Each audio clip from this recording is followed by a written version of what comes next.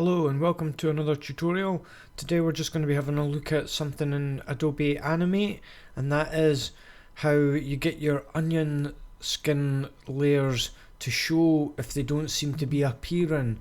So just quickly show you, here's the onion skin that I've got selected, and as you can see my NPC character, I've drawn in the legs in position 1, 2, and I want to draw in position 3, but there's no onion skin legs to help me guide me.